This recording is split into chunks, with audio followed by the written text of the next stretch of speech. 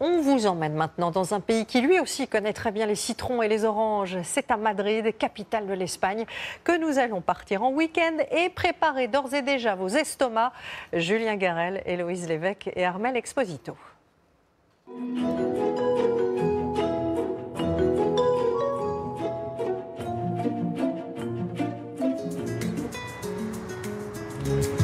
Laissons tout de suite derrière nous l'agitation de Cibeles, la majestueuse place de l'Hôtel de Ville. Bientôt, la capitale prend des allures de petit village espagnol où le temps semble s'être suspendu. La Plaza Mayor, c'est le cœur du vieux Madrid, le point de départ de quasiment toutes les visites, un lieu qui, au fil de l'histoire, a eu beaucoup de fonctions. Pour le comprendre, nous rejoignons ce groupe de touristes. Venez voir, cette gravure est sympa. Bon, même si elle montre des gens qui se font tuer. Elle nous rappelle que l'Inquisition espagnole faisait des exécutions publiques, ici même, pour éduquer la population. Et cette place a aussi servi, oui, pour des corridas, sur le modèle des arènes romaines, un peu comme le Colisée. Aujourd'hui, c'est un musée à ciel ouvert où des peintures de divinités hautes en couleurs côtoient cette statue de bronze du roi Philippe III. Car Madrid est indissociable de la couronne d'Espagne. C'est ce que nous allons voir avec Mathieu, un Français expatrié ici depuis 10 ans. Bonjour Mathieu. Bonjour Julien. Comment ça va? Ça va bien, merci. Où est-ce qu'on se trouve là? Alors on se trouve actuellement devant le Palais Royal de Madrid et nous allons assister dans quelques minutes, va démarrer la relève de la garde royale. On peut l'observer gratuitement tous les samedis et mercredis à 11 h précises. Les gardes actuellement que l'on voit passer sont en uniforme de gala, de couleurs traditionnelles bleu, rouge et blanc. C'est un rituel immuable qui nous rappelle que nous sommes dans une monarchie, même si le roi n'habite plus dans le palais depuis longtemps. Si les Espagnols sont rois de quelque chose, c'est bien des tapas. Avant de nous quitter, Mathieu nous a glissé son bon plan, un bar appelé El Tigre. On nous a dit qu'ici, un plat de tapas était offert avec chaque boisson commandée. C'est ce qu'on va voir tout de suite. Bonjour, Voilà, une sangria s'il vous plaît. Ça marche. Et effectivement, pour seulement 6 €, voilà tout ce qui arrive sur la table. Du chorizo, du jambon, de la tortilla, du fromage, le tout sur de généreuses tranches de pain. L'hospitalité à l'espagnol.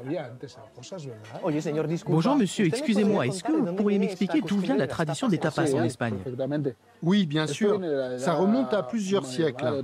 Quand on servait un verre de vin, on le recouvrait d'une tranche de pain, comme ceci, pour éviter que des mouches ou des moustiques ne tombent dedans.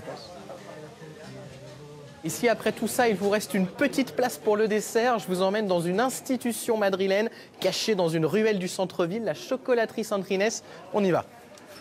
Jusqu'à 10 000 personnes se bousculent ici chaque jour pour goûter à l'unique spécialité de la maison. Donne-moi s'il te plaît 4 chocolats et des churros qui vont avec. Et visiblement, même les grandes se mondent en raffolent. Le plus remarquable ici, ce sont les photos accrochées au mur de toutes les célébrités, sportifs, acteurs, chanteurs, qui sont passés par la chocolaterie. Moi qui suis fan de football, ma préférée c'est celle-ci, celle de Pelé. Et comme il a quitté ce monde il y a peu, c'est un bel hommage.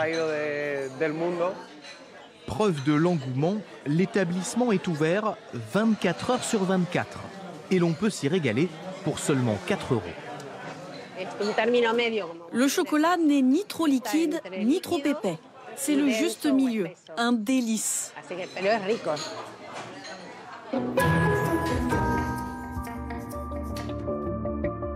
Non, vous ne rêvez pas, ou pas encore. Dans l'hôtel Oxygène, à 2 pas de la gare d'Atocha, on vous propose de passer la nuit dans ces petites capsules, individuelles ou pour deux.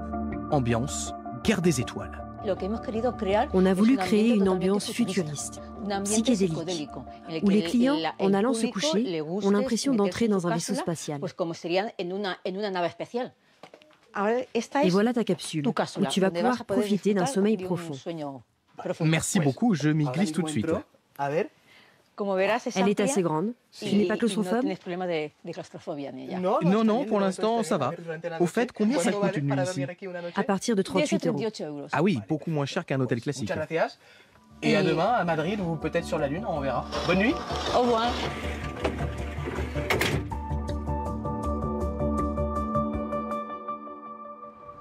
Atterrissage réussi au petit matin dans le poumon vert de Madrid. Nous voilà sur les eaux du parc du Retiro, au milieu des mouettes. Elles sont pas bien farouches. 6 € pour 3 quarts d'heure sur l'eau, idéal pour une balade à deux. Nous sommes à Madrid pour 2 jours et c'est vraiment la sortie romantique à faire. Par contre, je n'ai pas eu le choix. Ce sont les hommes qui rament et les dames qui supervisent. Pour terminer notre week-end, direction la plus ancienne salle de flamenco de Madrid. Exceptionnellement, les loges nous sont ouvertes.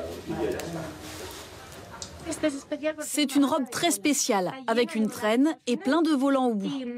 On la relève comme ceci quand on veut frapper des pieds. Ces chaussures sont faites sur mesure. Les talons sont en bois de Palo Santo. C'est le meilleur qui existe, celui qui sonne le mieux. Avec en plus du fer aux extrémités, regardez.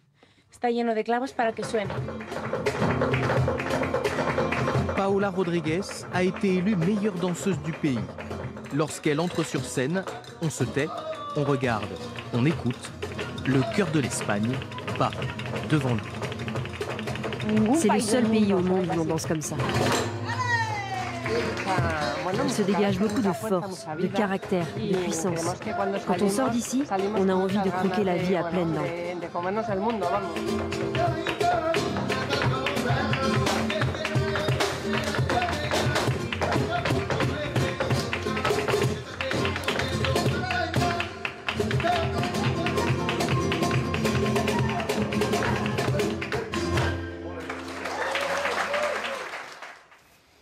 Vous allez maintenant voir que visiter une ville peut mener à tout, même à éveiller nos consciences. Plusieurs villes européennes ont semé dans leurs rues ce qu'on a appelé les pavés de mémoire. Ils sont aujourd'hui 90 000 et alors que nous commémorons ce week-end la libération du camp d'Auschwitz, regardez cet exemple tourné à Strasbourg. En juillet dernier, la commune avait rendu hommage à 4 victimes oubliées de la Shoah, Jacques Boivin et Eric Schinks. David, Simone et leurs enfants Jacques et Lydiane furent gazés le 25 novembre 1943, 36 heures après leur arrivée à Auschwitz. Personne ou presque ne s'en souvenait. Il y a 80 ans, les Bloch habitaient ici, au 26 avenue de la Marseillaise. Une famille parmi tant d'autres, assassinée par les nazis. Ce jour-là, Salomé, leur arrière-petite-fille, découvre ces pavés en laiton posés en leur mémoire, des Stolperstein. Le symbole des Stolperstein, qui veut dire pavé de mémoire pour trébucher, c'est justement que doit interpeller le passant, celui qui ne sait pas, celui qui se pose la question. Ça brille, il y a écrit quelque chose, on va lire, on s'incline pour lire. Chez les Bloch, il a toujours été très difficile de parler de cette période.